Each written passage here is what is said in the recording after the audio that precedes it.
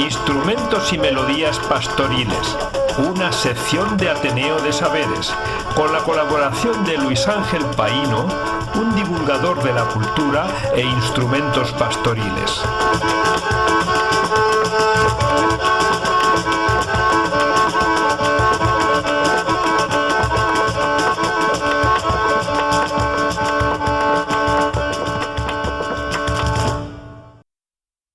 La palabra albogue o alboque es un término que aparece muy a menudo en la literatura clásica, desde la antigüedad, en la literatura pastoril, en poemas, pero tampoco tenemos muy claro a qué se refiere.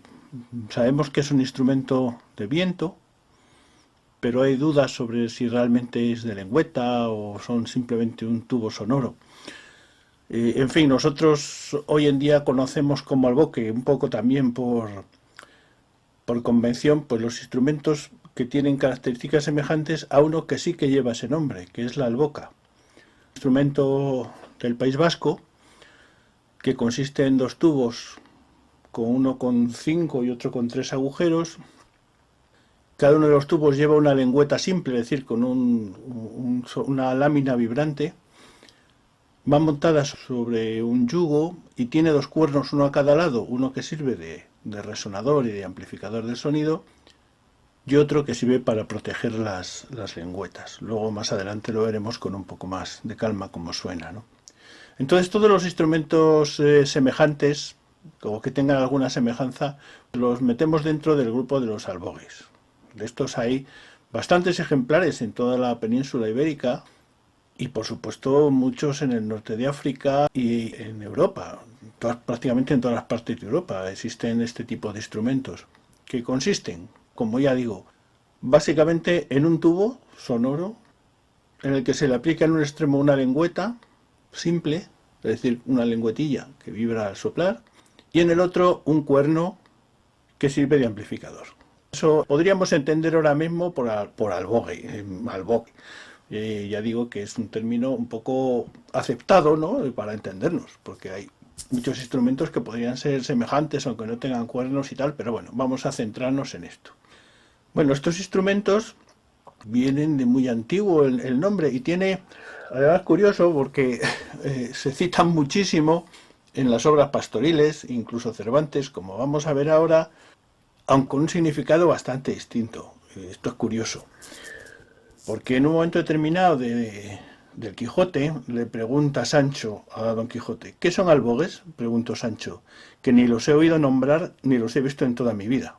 Y le contesta Don Quijote: albogues son, respondió Don Quijote, unas chapas a modo de candeleros de azófar, que dando unas contra otras, lo vacío y hueco, hacen un son que, si no muy agradable ni armónico, no descontenta y viene bien con la rusticidad de la gaita y del tamborín.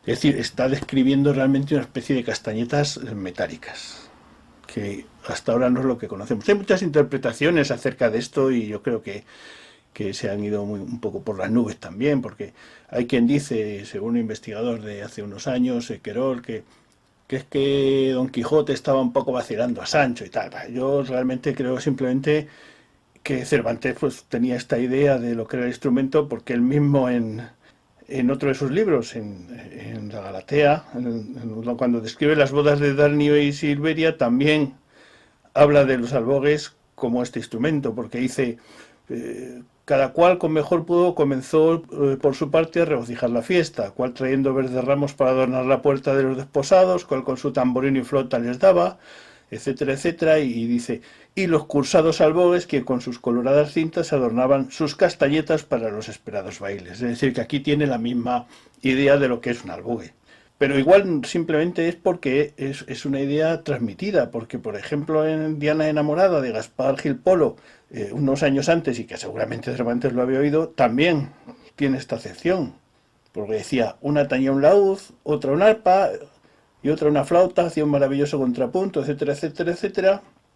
Y otras con los albogues y chapas hacían en el aire delicadas mudanzas, levantando ahí tan alegre música que dejó a los presentes, que estaban atónitos y maravillados. En fin, bueno, tampoco vamos a entrar en este debate, pero bueno, Cervantes no era músico, pero era un gran lector y seguramente muchas de sus ideas también venían de sus lecturas anteriores. Pero volvamos a la actualidad. ¿Qué albogues han pervivido? ¿Qué albogues nos encontramos actualmente en la península ibérica y sobre todo entre la música pastoril? Porque son instrumentos típicamente pastoriles, vamos, aunque se pueden tocar fuera del ámbito pastoril, pero básicamente quienes los usaban eran los pastores. Y si algunos de ellos se han conservado hasta ahora, es porque se utilizaban en las pastorelas o las fiestas estas de pastores de Navidad, en que se disfrazaban ya modernamente, pero se disfrazaban de pastores y iban a adorar al niño con instrumentos, y entre ellos pues sacaban estos albogues que realmente, salvo la alboca, en el resto de los sitios lo solían llamar gaita, gaita serrana, gaita gastoreña, en fin, se le pone siempre el apellido para saber un poco de dónde procedemos, pero allí se suele llamar gaita. Gaita o algún otro nombre como chifla o cuchufleta incluso, o sea, pero bueno. Quizás, como ya digo, la más conocida y la que mejor se ha conservado sea la alboca vasca, pero hay otra que todavía se toca con muchísima intensidad, que es la gaita gastoreña. La gaita gastoreña consiste en un tubo de madera normalmente cuadrado, al que se le pone una pequeña lengüetilla y un cuerno que antiguamente era de cabra, que sirve de amplificador. Pero hoy en día, como pusieron un matadero cerca del Gastor, que es donde principalmente se toca, pues los empezaron a hacer con cuernos de vaca. Y bueno, hay de bastantes tipos, ¿no? En la Sierra de Madrid, por ejemplo, se ha conservado, bueno, realmente no se ha conservado, se ha recuperado, porque fue García Matos, el folclorista, que en 1950 y tantos lo estudió y publicó en un anuario musical sobre la existencia de este instrumento, y ya se encontró al último tañedor que decía que ya hacía muchos años que no se tocaba, lo que llamamos la gaita serrana, como siempre digo, la gaita serrana, que es del mismo estilo. Esta suele tener, por lo que hemos encontrado algunos ejemplares posteriores, 4 o 5 agujeros de sección cuadrada. La solían hacer de madera de higuera, porque era mucho más fácil de taladrar y hacer el agujero, ¿no? Con 2 cuernos, uno que servía también de amplificador y otro que nos sirve para proteger la lengüeta. Y esta pues se está recuperando en la actualidad. Hay algunos ejemplares antiguos que se han ido encontrando, pero también en la misma comarca, incluso hacia la parte de Guadalajara, que aunque hoy en día ir en coche es bastante complicado porque hay que dar mucha vuelta y tal, pues, pero andando por el monte están relativamente cerca. En la zona de las Tejeras Negras, los pueblos negros, pues han aparecido también varios ejemplares de este tipo de instrumentos. Y por último, reseñar uno que apareció en la zona de Pineda de la Sierra, en Burgos. Nos hemos encontrado información sobre que también en la zona de Logroño, en la Sierra de la Demanda, se tocaba. Este es prácticamente un instrumento muy semejante a los anteriores. El único que difiere un poco, por la descripción que tenemos, es la alboca, que tiene 2 agujeros y son 2 tubos que suenan en paralelo.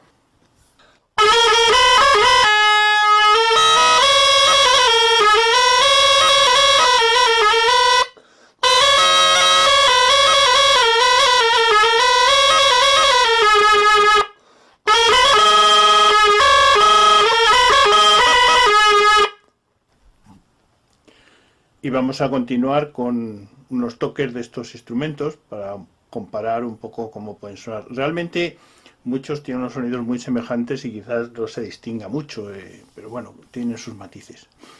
Voy a empezar con la gaita serrana, la gaita de la Sierra de Madrid, un tema que recogió el propio García Matos cuando estuvo estudiando este instrumento, allá por los años 50 del siglo pasado. Es lo único que he recogido.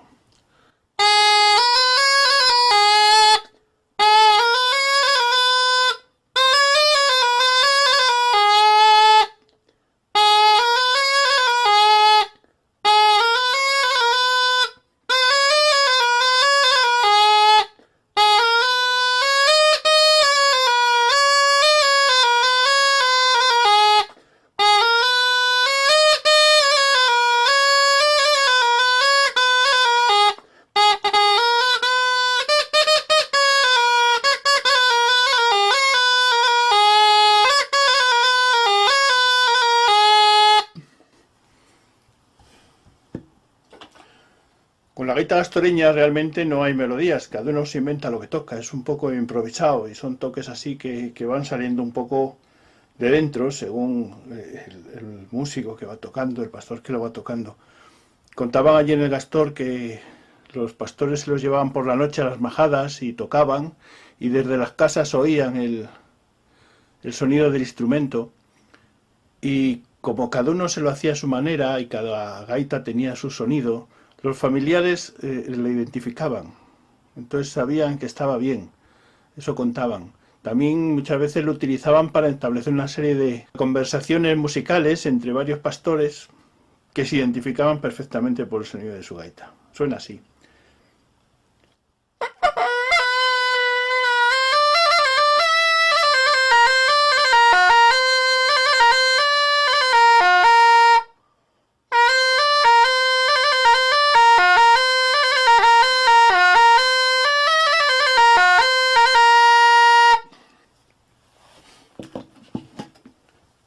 Otra gaita gastoreña, esta también con cuerno de cabra, suena, como se podrá comprobar, distinto.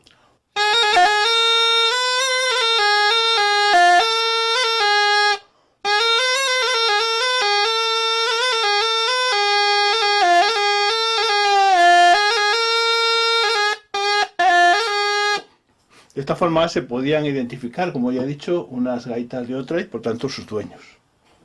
Continuamos pues, con algunos ejemplares de la provincia de Guadalajara, algunos más simples. Este, por ejemplo, solo tiene 3 agujeros.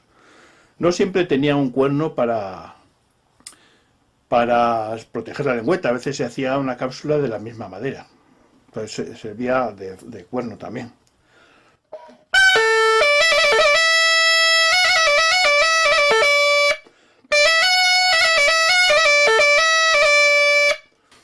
Como se puede comprobar, pues eran realmente instrumentos muy simples para jugar, para entretenerse, para sacar melodías un poco improvisadas. Esta otra también es de Guadalajara, con 4 agujeros.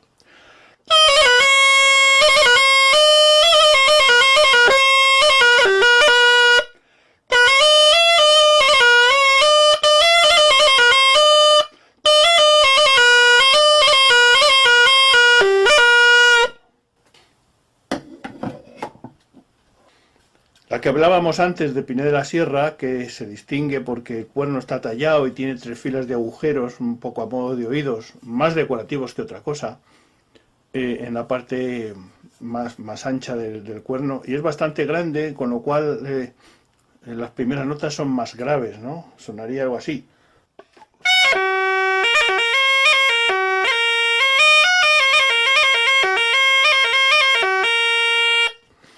Este decir que es de madera de saúco, que también se taladra muy fácilmente, como la higuera, y la lengüeta, como es de una zona donde no hay caña, que habitualmente la lengüeta se solía hacer de caña, con una caña haciéndole un corte, una lengüetilla, pues las lengüetas se hacían de saúco, del mismo saúco, de pequeñas varas de saúco.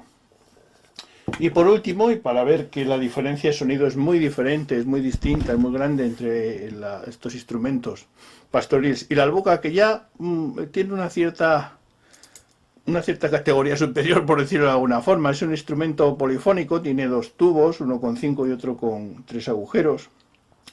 Lleva más trabajo de montaje y de afinación, y es un instrumento que aparece además en tallas muy interesantes del románico y del gótico. Por ejemplo, en la portada de la Colegiata de Toro hay un albocari que está tocando, se ve claramente, toca con una alboca, exactamente igual que las modernas. Y hay otro que es prácticamente igual y que las de ahora, que está en la portada de la Catedral de Sasamón, son idénticas. O sea que se ve que es un instrumento que tenía una cierta categoría cortesana en aquella época. Pues con el tiempo, como pasa con todos estos instrumentos, van convirtiéndose en instrumentos tradicionales, populares y pastoriles en este caso. Suena así.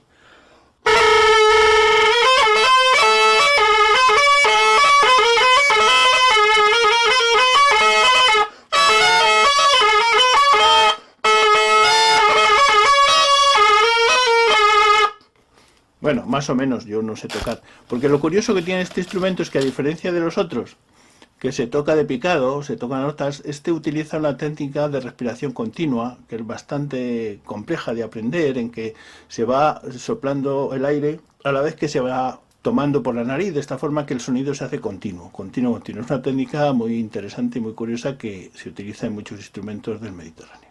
Y esto es todo.